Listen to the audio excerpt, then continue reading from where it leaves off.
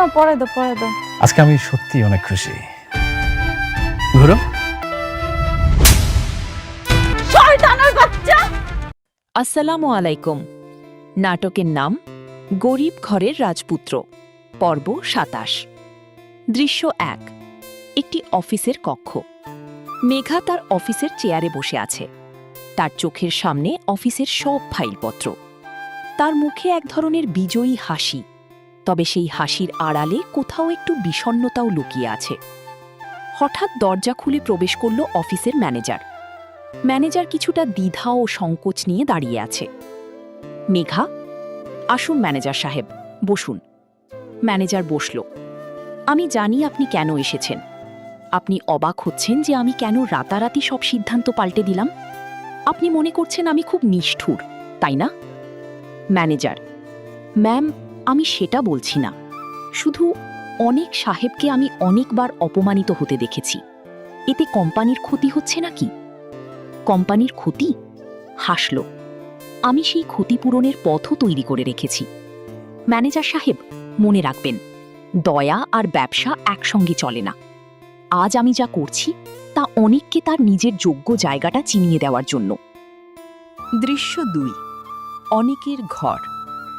অনেক নিজের ঘরের খাটে বিষণ্ণ মুখে বসে আছে। তার হাতের কাছে কিছু কাগজ। সে একা, তার চারপাশে এক নিস্তব্ধতা।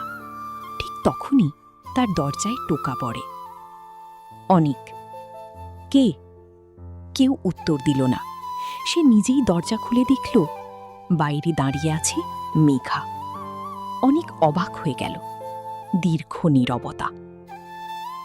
মেঘলা, কি দেখছো এভাবে? খুব অবাক হচ্ছ আমাকে দেখে? অনিক, তুমি এখানে কেন এসেছো? আমার আর তো কিছুই অবশিষ্ট নেই। তুমি তো সবটাই কেড়ে নিয়েছো। কেড়ে নিয়েছি?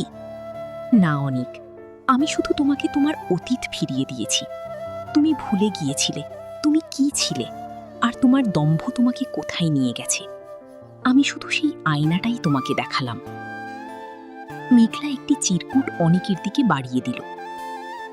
এখানে ঠিকানা আছে। ১৫ দিন পর, ঠিক ১৫ দিনের মাথায় তুমি জানতে পারবে তোমার নতুন জীবন কি হতে যাচ্ছে। তবে তার আগে তোমাকে অনেক কিছু সহ্য করতে হবে। তৈরি থেকো।